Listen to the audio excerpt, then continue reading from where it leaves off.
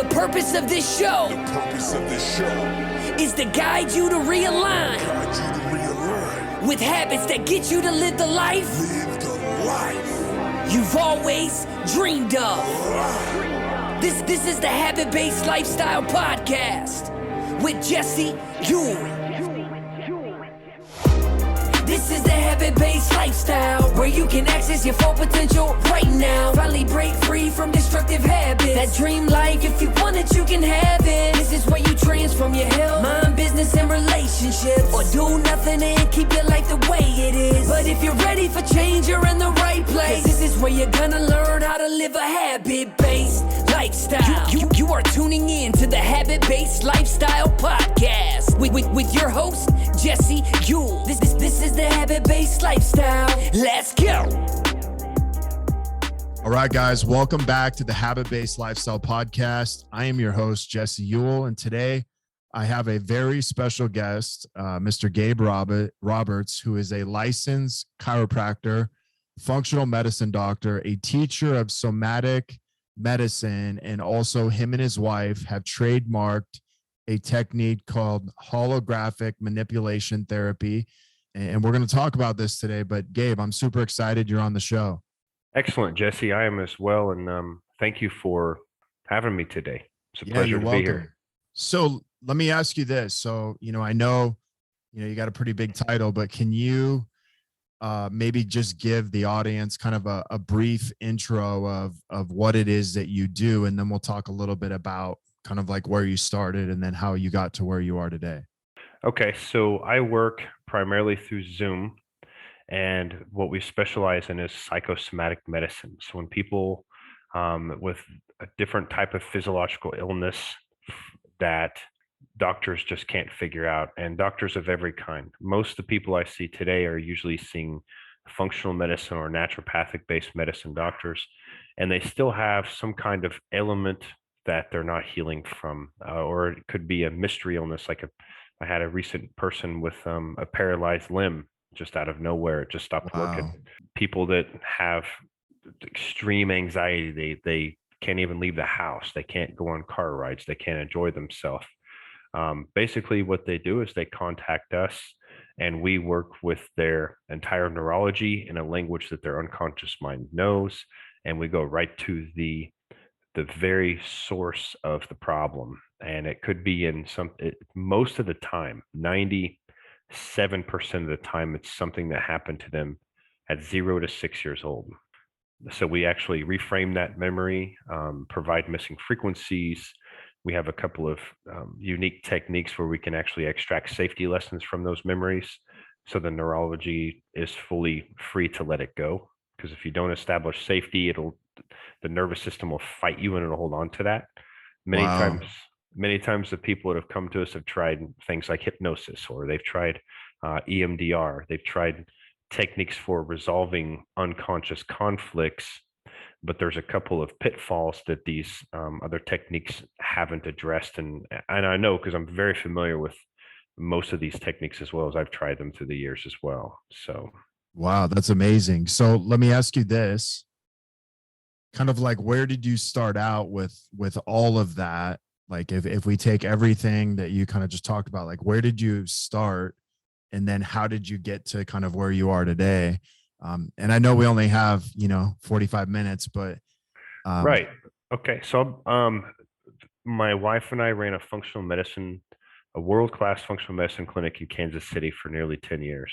Okay. And about 80% of the people, we noticed a pattern. Okay. And within a year and a half, 80% of people would unconsciously, unintentionally, without any kind of, they were not meaning to do this, but they would somehow sabotage their results. They wanted to get healthy. They wanted to get healthy. They had maybe Lyme disease. We worked with a lot of stealth infections. Well, so we would clear out Lyme. We would help them give herbs and nutrition and lab tests. And we did a lot of energy medicine, acupuncture, things like that. But still, 80% of people would get an illness again, similar. And so we realized we weren't going deep enough.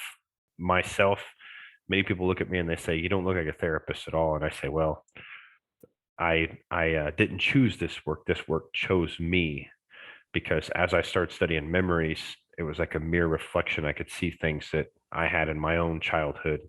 And I was in the Marine Corps for 8 years. So trauma Wow. has been one of those things that has been very, Prevalent. very prevalent in my life. And once I started addressing memories and using this holographic manipulation therapy on myself, I started implementing it to practice, and it was just a humongous world of difference in these people's trajectory of their lives. And we did a webinar earlier this year where I introduced a few techniques to some doctors and some guests. And afterwards, my emails were flooded. Doctors were saying, "Hey, you've got to show me more." And so now we have a school to where we teach this to professionals and doctors, all in resolving unconscious trauma in patients and people that are having health challenges. Wow, that's amazing. So, really what I'm hearing is you kind of learned this for you at first, started resolving, a lot of the things in your life and kind of what had happened. And then you're like, hey, I want to share this with, the clients I'm working with. Which Correct. I think, a lot of times, like I come from 20 years in the fitness industry, and, it was like, hey, you work with someone, you change their diet, and then they're all of a sudden back 6 months, a year later, 18 months later, back to where they were, like regressing. And then they come in, they want the same thing, but it's like, well, are you really dealing with the root cause, or you just want to deal with the surface level cause? I totally agree. Like that resonates a lot with me, because I saw that for 20 years and then owned my own training facility for 13. And that was actually what kind of drove me out of doing it. Was I got tired of just talking to people about health and fitness, and I wanted to go deeper, but I also realized that people weren't necessarily signing up to go deeper. They were kind of signing up for the surface level stuff. And if I tried to go deeper with them, they just didn't want to go there a lot of times. And so that's what got me into doing what I'm doing now, is so that I could actually help people on a deeper level. So that's really cool. So talk to me about psychosomatic medicine. I know what some somatic stuff is, but is that a similar thing? So psychosomatic medicine, psyche meaning the soul or the mind of the Okay. person, and then of course the somatic is the visceral body. So basically, what we know today is that our body is a physical representation of what's going on inside the mind. And what we do is help people, because there's three states. We have the physical body, we have the energetic body, and of course we have the mental emotional body. And the mental emotional is the causative, just as you just pointed out with your clients, having, doing great progress, and then 6 months, 8 months later reverting back to their old self.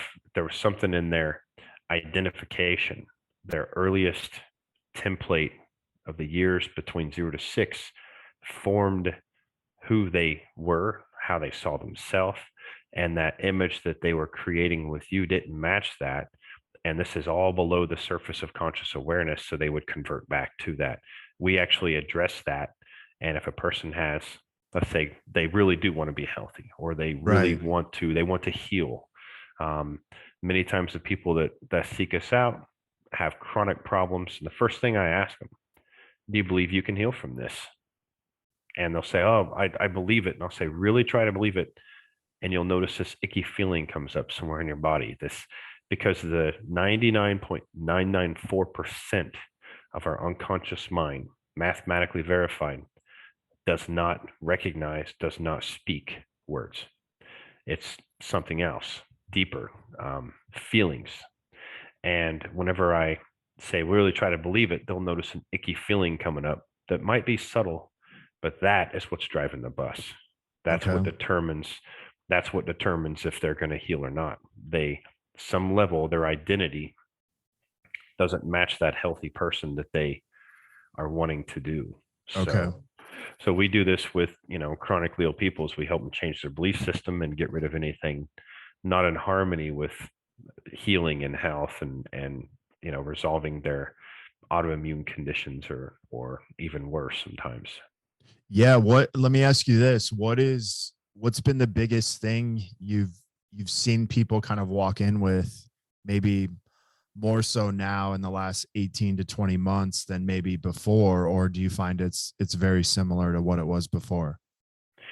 Before, when I was operating a functional Well, medicine well, clinic. let's just say before like COVID or something like that. Because I mean, Okay.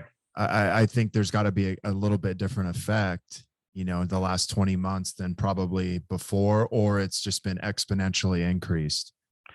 I would say it's been exponentially increased, because just overall the masses, the once I started studying memories in the mind, uh, it was a whole nother there was a whole nother revenue of science that we don't even know of in our academia.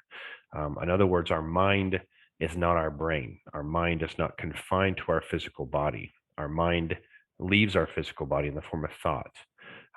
SAS soldiers, which are British Special Forces, are Yeah. taught never to approach a sentry from behind looking at their back. Private detectives are taught don't ever stare at subjects. They've demonstrated this with some of Marsuo Emoto's work on water, being able to influence the shape of water through intention.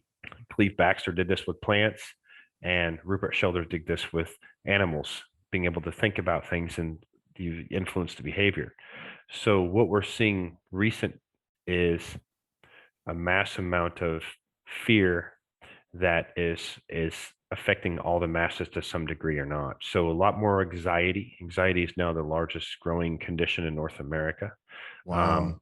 as well as just seeing other things that have always been there. But right now we're in the era of trauma, and what I mean by trauma is just anything that overwhelms our nervous system. And so people have a lot of anxiety. They have a lot of resentment.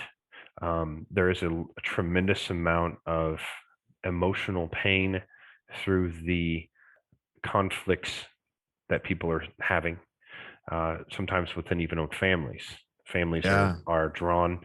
So there's a lot more emotional turmoil that we're seeing than, pre-COVID times. Okay. So Yeah. I mean, that's fascinating. So, so this stuff unresolved turns into things like Lyme disease, or things like maybe parasites, or some of these other things that people are walking into you with, saying, well, I have this disease, or I've been diagnosed with this problem. And what you're doing is saying, okay, yes, that's how it's showing up, but like let's dig deeper into this and find out, well, what is the real root cause of what's going on? Is that sound like what you're doing? Is that a like simpler way of saying that? that is right. That's right, because what I always tell people, and what's verifiable, is the microbe is never the root cause, and it gets a tremendous amount of attention today, whether it's Lyme, whether it's a virus, whether it's parasites. Because here's the truth with these kind of issues. You can take all the herbs and all the enzymes you want to kill these microbial overgrowths off, and they'll return like clockwork. So the question now is how come some people are vulnerable to them and others are not? And that vulnerability comes down to their cellular matrix. And basically, what I mean by that is how well their body can withstand the overgrowth of microbes depends on how their beliefs. Um, if somebody experiences a tremendous amount of trauma at an early age, their fight or flight mechanism, 0 to 6. Why is that age so important? Because by the time a child is 7 years old, they've already learned half of what they'll know their entire life. Wow. So if they grew up and they're born in this world basically like a blank hard drive, tremendous amount of capacity to learn, but it's blank. So it doesn't analyze or judge or um, look at anything that it's in its environment that's influencing it. It just becomes the standard. And the brain is growing a million neurological connections per second. So if it's seeing chaos, it's seeing mom and dad fight, it's seeing stress about this. And during that time that brain's growing, that becomes the standard by which that person will live their life. So if a person's had chaotic environment during those years, they're going to be much more likely to continuously, unintentionally attract and have these microbes be part of their life regardless. I mean, I meet people all the time and they do a cleanse every year because by the time they take it, they're fully ill again. And Wow. it's not that their gut's susceptible. It's not that they're a bad person. Their own body is just on the same, I guess you could say, the same vibrational frequency as that. And if they go back and change those early memories, their entire cellular matrix becomes more harmonious. Then the microbes just pass through if they even come in contact with them. Wow. Is that would you consider that kind of a habit, or what is the reasoning behind that? Or I mean, is it different for everybody? The difference, what are you asking? The So when people, let's say, something is healed, or they maybe fix something, and maybe the ways that we might talk about is maybe they take a supplement, or they kind of go through a series of work, which is kind of your standard functional medicine, right, naturopath. And then all of a sudden now, my Lyme is not affecting me, or maybe my parasites are not affecting me like they were. So I'm healed, but then it comes back, like you say. Is that a pattern, a habit, or is it kind of a little bit of everything because we're still not taking care of the actual memory of it? right. I would say that, and Dr. Drowan from Quantum University best summarized this statement. He says that about 95% of functional medicine doctors take an allopathic approach into their own clinic. And I've seen that to be the case many times. So what we're essentially seeing is many times this is symptom-based care. Even though they've gotten rid of the infection, and it shows it on lab tests, and the symptoms improve for a while. That's almost the same as someone having a migraine, taking a Tylenol, and they feel like, okay, the migraine's better now. Well, what really caused a migraine? Unconscious conflicts, frustration, things like that. Okay. And so even though it's a safer, I'm sure we could all agree that herbs and nutrition are a much better approach than like Tylenol. To the body, it's still The not same. getting, it's still root cause. It's still symptom-based care. One thing that I mean, I work with a lot of doctors, functional medicine, stuff like that. I think the common thing I start seeing is, hey, some people go to the medical doctor, and they might prescribe, some type of prescription. You go to a functional medicine naturopath, they're going to prescribe another prescription, except it's just going to be healthier or considered healthier. But what I'm kind of starting to realize is, if you don't go over here and deal with the root cause, then these are still a band-aid. It's a healthier band-aid than this is, but it's all kind of leading back to the same place, which is, hey, if we don't deal with the root cause, I'm either going to use supplements to maybe help me, or I'm going to use the medical doctor who is just going to mask it. But I really feel like one's just a natural mask, maybe, and the other one's a unhealthy mask, or maybe shuts the receptors down. And then this one is still the thing that's really going to help solve both of the problems. That's correct. That's correct. And I'm sure most functional medicine doctors would agree. The ones that I have come to me are the ones that I've had seek me out for this care, or even my students, they all say the same thing. They say, the reason I sought you out, you said something on a post, or you said something, and you're absolutely right. I'm not getting deep enough. I'm not getting to the root cause.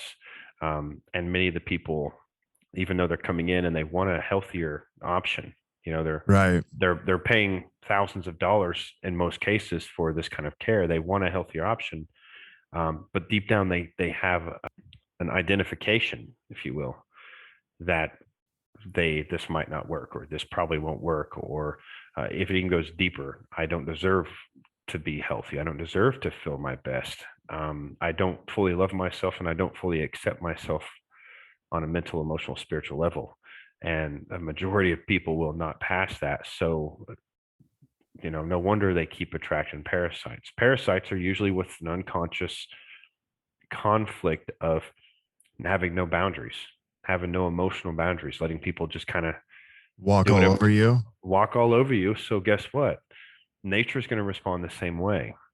And so a parasite is kind of doing the same thing internally in your I body. would say this. The overgrowth of pathogenic parasites are, because if you study what's called our microbiome, you'll see that there is massive families of parasites that are actually beneficial. We all have parasites living in our eye that are actually beneficial.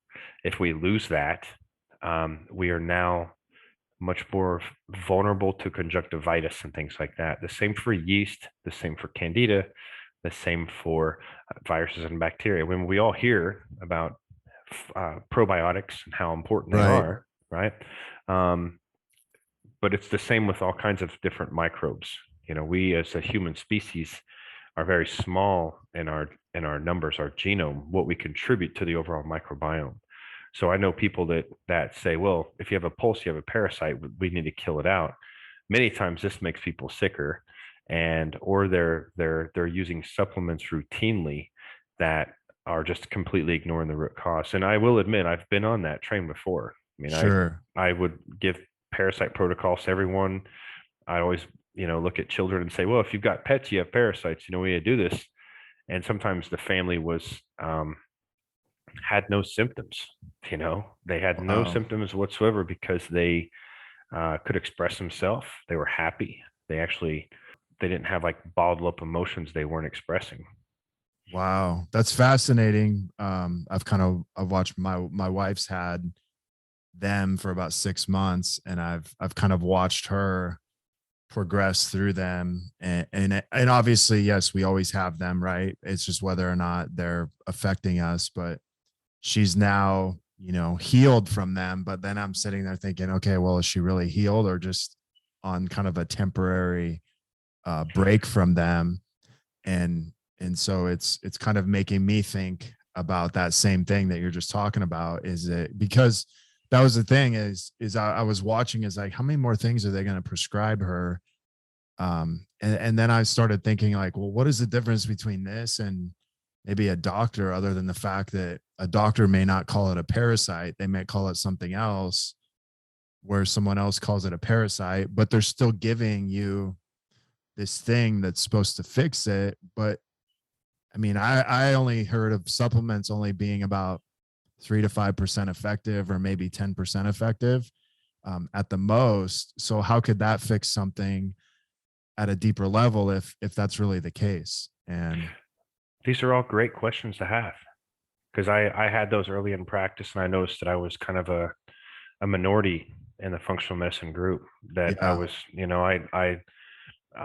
it wasn't enough for me, and I knew that I wasn't going deep enough when I noticed that pattern. And many of the mentors, the people that I had hired as coaches in functional medicine, I asked them these questions, and they all responded, well, it's job security. And that just to me wasn't deep enough. Put it this way, I just had a woman in Canada who contacted me, and she's done everything you can imagine, all the functional medicine, everything. Hasn't had a solid bowel movement in 20 years. oh Okay. my gosh, And so she's given me a story on her history paper. I look at all this, and I take it into account. And she could tie it back to an embarrassing moment that happened, with her family. And she said after that, I had, you know, no more normal digestive. Okay. Did all the works, did the parasite stuff, did all the things you could imagine. And it comes to me, and I said, well, we're going to let your unconscious mind do the talking, because it's the only one that knows. Your body is made to be in perfect working order. And if you are in perfect working order and your unconscious you have rapport with it, basically you believe in yourself, your body is not made to be ill or catch microbes or whatever else, and you have that deep down as your identity. Okay, you're going to be immune to certain toxins. You're going to be, people can sneeze all over you, and I don't care what they have. Right. It's not going to overgrow in your body. Your body can withstand that kind of thing. I took her back, and it came down to a memory. She's 5 years old. She's getting spanked and was humiliated. We just reframed that memory. And since then, she is sending people left and right to me. And one session with me made 20 plus years of not having a solid bowel movement completely normalized. That's what we see on a regular basis, are people that have that. And we're always getting offered something outside of us. Oh, you need this pill. It's natural. Right. It's an herb. It's whatever else. So And then the pill has the power instead of you. precisely. That's really what I see. I mean, I've done a lot of work with men at a kind of a experiential level, and where they were able to release things from childhood or their past. And it's amazing to watch that happen and then watch the shift in people. But it's almost like they get their power back instead of, something outside of them. And that's kind of what I'm hearing you say, is like, if you believe you truly have the power to heal yourself, your body will do it. But if you don't, and there's an unresolved conflict, then you're just not going to be able to, no matter how many things you take. That's exactly right. There's literally hundreds of accounts of people I've read about across the globe that have had miraculous things take place. We would call them flat out miracles. How does a person do that? One that comes to mind was a doctor in London was talking about a man who was crippled his whole life, and he was in a building, and this building caught on fire, and he actually the fear of seeing his two children burn with him in this building seized his mind, immediately shifted that identification. When you shift that identification, you actually increase, scientifically validated through quantum physics, you actually increase the bandwidth of possibilities and opportunities that are right there waiting for you to happen, including healing.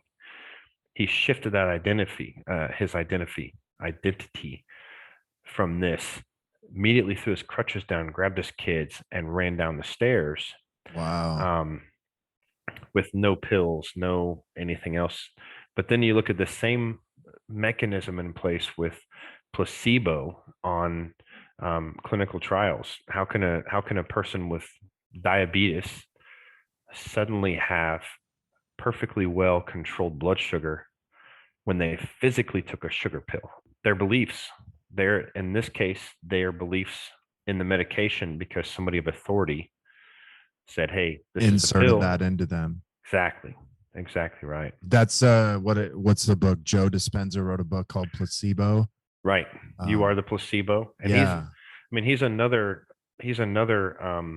scientist that really brings this to our reality on what we can do. I mean, he had an accident where he was paralyzed. Yeah. He was actually hit by an SUV. His back was shattered. His spinal cord was obliterated. Okay. His intuition told him he can heal from it. And through different methods, he basically got to the fact that he believed he would heal. And his body, your body is nothing more than light and memory. It's really all it is. His body began to follow those instructions. And I'm a big fan of Dr. Joe Dispenza. What I see though is his techniques lack practicality. Right. And to this day, I have several clients that have come to me that have went to his resorts and are still bothered with trauma. And the science that he brings, the message he brings, is just beautiful. Yeah. It's just hard to duplicate those kind of results in the such a big group setting without like a kind of a more customized one-on-one. Correct. Yeah. Correct. And that's basically because I did everything Joe recommended for a couple years, and it didn't get me very far. And I was up at 4:30 meditating, like he said, every day, doing all the stuff. And when I recommended that to patients, they loved the message he brought. none of them were able to actually get rid of trauma through doing those techniques. And that's what made me, okay, it's the memory. Why do we not have belief? Why do we have that opposition? And it comes down to something we learned at 0 to 6, or even ancestral, Wow. like this last client I found. Because once we release that, we can change that. All of a sudden, we have an entirely new awareness Yeah. of. So you talk about reframing, a situation that happened in your life. This is something I work on a daily basis through a segment of questions. If you're familiar with like Byron Katie, the work, it's kind of like, hey, what happened to you yesterday? How could we reframe that into a positive experience, or just like, how could we reframe it into you getting what you want and you getting your power back? I've trained myself how to do this on a daily basis because it's really easy to go in kind of victim mode. And then all of a sudden, oh, this person did this to me. You obviously look at it from a different lens. And if we were talking just about like, how could you make what you're doing maybe a habit, or is there something you could make out of what you're doing as a habit that maybe you could introduce to the audience that would at least get them to maybe, hey, here's a step you could take in the right direction? What would that be? Uh, First thing is to know that your memories aren't you. Okay. The memories are not you, and what's happened is just a recording. And that's basically what you're talking about with this kind of work is editing the recording essentially. What happened to me yesterday? What can I do to make it better? It's no different than recording a video on your phone and taking it to an editorial and saying, hey, can you make this black and white? Can you blow it up? Can you make it blurry? Can you make it clear? We can edit our memories the same way. Um, Right. so the big thing is to know that your memories aren't you. They're just something that happened. And also to know that you're part of your brain. Anytime you have a conscious thought about anything, to know that that is not based on reality whatsoever, because uh, every thought you have has been ran through two of the three brains already before it ever becomes uh, aware in your prefrontal cortex, and it's been ran through a countless apertures and filters and basically lenses that were put there early on that will tell you things like, for instance, if you walk outside and it's sunny out and you put on red lenses, everything looks red. Even though it's not red to you, you'll perceive it as red, and that's because of the lens of the sunglasses. Well, our minds work the same way in creating our reality. The minute we say, well, this person did that to me, your mind will take that role, and next thing you know, you're a victim, and you can't alter that lens. a, Okay. a great way of altering that lens, first off, is to realize one of the things that's recent, and I teach my therapist this, and I usually go over it with every client, is your mind will lie to you all the time without your awareness. One of the ways it lies to you is when you have a huge emotional shift. Oftentimes you can reject it out. Somebody says something you don't like, you can boot it out. Sometimes you can't. Sometimes you actually feel it stewing up in your body. You don't even feel it in your head. You feel it coming up because it's stored somewhere. And Right. any of the 1,000 neurons per cubic inch we have can store memory. There's not been one area of the body I haven't worked with which stored some kind of memory.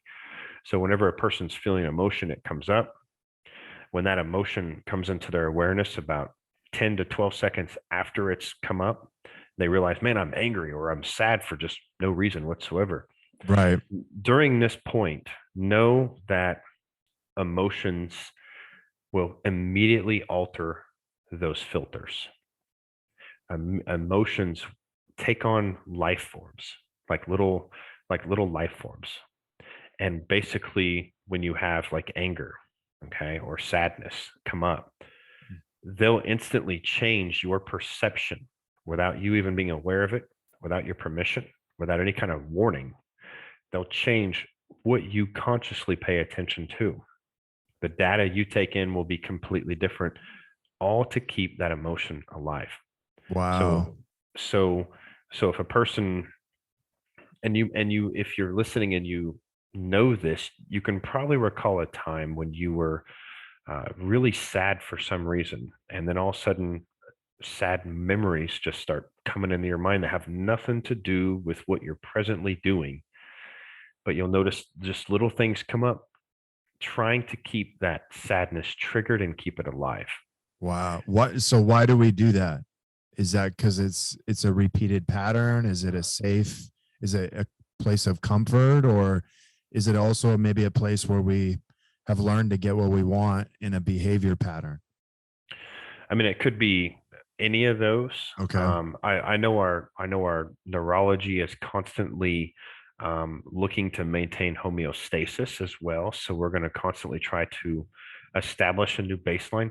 That's one reason why, if you experience happiness, something happens. Let's say you move into a new house or you get a new car.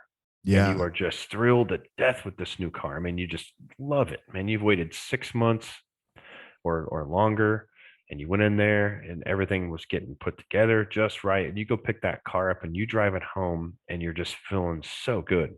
But what happens in 6 months?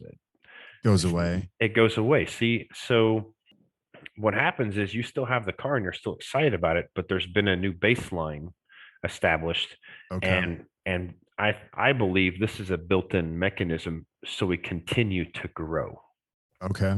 Because the more, so you get a car, so now you say, what's next? What do I need to do next to continue that level of Maybe to growth? get high, like, I don't want to say higher, but like, how do I? And how do I- there's nothing wrong with desiring more. I mean, Right. that is what we, that is, that's our birthright, to desire the life we want, the abundance we want, and the ability to look at something beautiful and say, I have a strong desire for that, and I want that. I want that for me. I want that for my family. Here's the thing: there's nothing wrong with those kind of thoughts. Anything coming up inside of you telling you that is wrong, or if there's a scarcity, or the fact that, well, if you do that, somebody else isn't getting it. Those are all programs that have been hugely influential in our society with a massive vested interest keeping you from being able to experience that. Wow. One of the things that people have come to me, and really, I do psychosomatic medicine. So most of my clients are, for physiological illness, and I do have people once in a while come and they want some kind of performance upgrade. They're a doctor that's, hey, everything's working great on me. I mean, I don't have any kind of lab tests that need to be evaluated or anything, but I just can't get past this barrier. Right. I can't get past this. I'm at a plateau, and I go to do something, and next thing I know, I'm distracted, and I want to get to the bottom of that. And it's still a memory. It's still the same thing. I had a coach reach out to me recently, and he said the same thing. He's got kind of a poverty complex. He wants this much, but he just can't reach it, and he just doesn't feel good. And he's done, I would say, world-class hypnosis with the world-class people to Wow. get this taken care of, and it's still there. And he reached out to me. It took one appointment, and I called him a few weeks later. And first off, he was kind of scared because of the mandate. He was not sure if he's going to be able to keep his job because of the possibility of a vaccine mandate. And I told him this: you're not subject to this. You're actually much more than you ever could think. You're creator of your life. And he's like, yeah, I kind of get that. Deep down, his identity didn't. He was trying to on the surface. So we went down and changed that identity where he realized he is the creator. We got rid of some traumatic memories that have happened with his father, being physical with him in a way to where it made him feel like he didn't deserve. Right. Okay, that happens a ton. Change that. We changed his identity. I actually called him a few weeks later and I said, "How you doing?" And he goes, "That $50,000 a month I wanted to earn, the opportunity, everything's coming right into my life right now, and I just can't believe it." I mean, I'm just like thrilled because he matched it. Wow. What he paid attention to in his environment shifted. The same way, whenever I said, if you're sad and you're really sad, you're only going to see things that make you sad. That's where the real power comes, is shifting that identity into whatever it is you want. And that's pretty easy to do when you really know the language of the nervous system. One of the things we do, we have trademarked with holographic manipulation therapy, is we can actually pinpoint that moment of overwhelm. So Wow. see hypnosis, okay? He was doing world-class hypnosis. I won't name it on here, but most people know the name of where this is from. But even that kind of hypnosis talks to the memory. I'm sorry. It talks about the memory. It talks about the memory. Even if it's into the unconscious, it talks about the memory. So you want abundance. Okay, well, let's put you in a trance and you're relaxed. And now you only feel abundant. You only do abundant things, and abundance is going to come to you naturally. You're kind of talking about the memory. Holographic manipulation therapy isn't hypnosis. I don't put people in trances. I ask them specific questions. I change their brainwaves slightly. And we can go right into that memory, millisecond of overwhelm, keeping them from feeling that way. Go into that memory, establish safety to the unconscious, see if there's any safety lessons that need to get extracted. Otherwise, the nervous system will desperately hold on to that memory. It's learned not to trust you. Wow. You burn a hot stove as a 5-year-old. You burn your hand on a hot stove. Here you are as a teenager, adult. Every time you see that kind of stove, you get nervous, and you don't know why. Your unconscious has a lesson engraved into that, to where I get hot stoves they can burn my hand, but for some reason you get anxious when you're near that kind of stove. That can be a little bit as a block, keeping you from growing. That's fascinating. And we supply in that stored memory, we also provide missing frequencies. So we actually completely change the construct. So a memory is a hologram, a 3-dimensional image, a ball of light, ball of photons, made of millions of fragments. Every time you smell a rose, every time you smell essential oil, or even fireworks, an image in 3-dimensional comes up on your mind. And memories are the same way. Nightmares are the same way. They're 3-dimensional images made of millions of fragments.